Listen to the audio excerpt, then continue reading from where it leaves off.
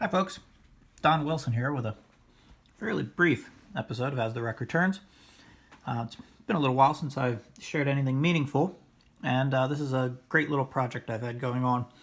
It turned out to be a lot more work than I had expected.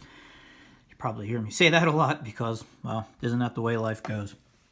So, a few months ago, the University of California, Santa Barbara, their library was kind enough to loan me some of the most fantastic diamond discs that we could ever hope to have copies of. Just ones that we're never going to find originals of. And this happened after a chance meeting with Mr. David Soybert, the curator. And this was at the ARS conference last year. I showed him some of the rarer diamond discs, including one that's an only known copy from Mr. Gary Howe. And David thought this was an interesting technology that I developed. So after quite some time, that they were kind enough to send me these discs. And God, if you look at these, they're just absolutely gorgeous.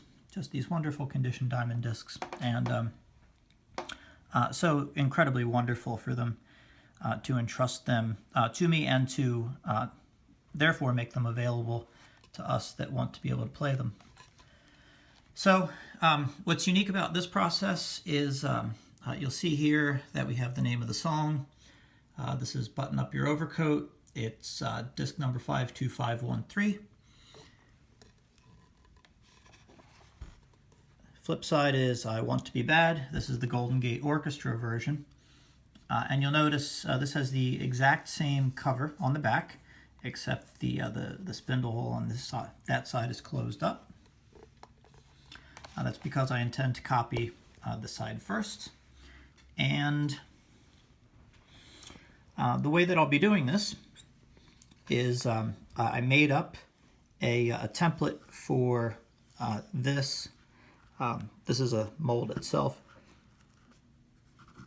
and using the logo, the blank label that I have, I then attached the verbiage that you see around here. I had it etched and then covered in the etched areas with modeling clay, and then with a soft brush I created this texture differential. So this isn't particularly deep into the material, but it doesn't have the shine that this does because of the brushed soft clay. It's deep enough that one can sort of feel it with their fingernail. And there's me. But it gives a nice effect. All of this is going to be hidden because there will be a paper label over top. But I thought that it was just a nice detail to have that underneath. So the way this process is going to work is to protect the notoriously fickle white paper labels on the diamond discs, is using that black plastic mold you saw a moment ago. I make these blue silicone pieces, which are rather thin, and it's complete with a spindle nub, which is both the correct diameter and the correct depth. That's important because it will capture exactly where the spindle hole is supposed to be. Now, the spindle hole nub gets inserted into the spindle hole, gently massaged in place. And then you'll notice that the silicone lines up perfectly with the painter's tape. Now, what will happen next is temporary silicone adhesive will be applied to the painter's tape, and that will gently and temporarily keep this blue piece of silicone in place, thus preventing any silicone from spilling under. This way we have 3 levels of protection over the label. We have the silicone here that's been glued to the masking tape. The second layer is we then have the masking tape itself, And then finally we have underneath the masking tape, we have this layer of aluminum foil. This aluminum foil is a little bit thicker than what you would find at the grocery store. And as you can see a little bit of the Edison logo in it. I actually used one of these forms to make sure that that it's more than large enough by 1/8 of an inch, and that everything's properly centered. So this gets adhered to the masking tape so it won't lift up, prevents silicone from spilling under. And then finally, the exact same grade of this silicone will be poured over top of this mold.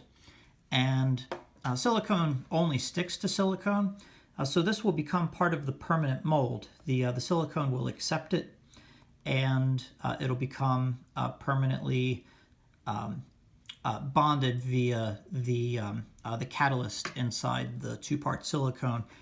Will facilitate cross-linking, and those cross-linked molecules will continue into this cured silicone. So then when later, when demolding and removing it, the temporary adhesive will come loose, and it'll come off, leaving just the masking tape, which will later be removed.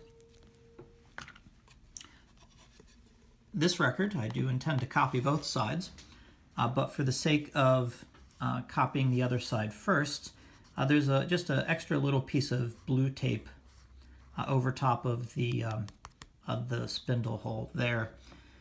It's unusual that silicone will seep underneath the record further than around here, but I'm not one to take chances with other people's property, so here we have nice heavy protective covers on both sides. The last step will be, as I showed in the last video, that this rim, where is the exposed china clay, will be covered with 1/4 inch rubber pinstriping tape.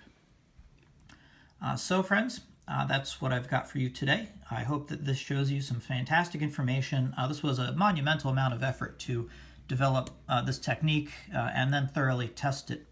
So be sure to watch for, within the next week or so, some of these copies playing on my B19. It'll be really wonderful to hear them on vintage equipment again.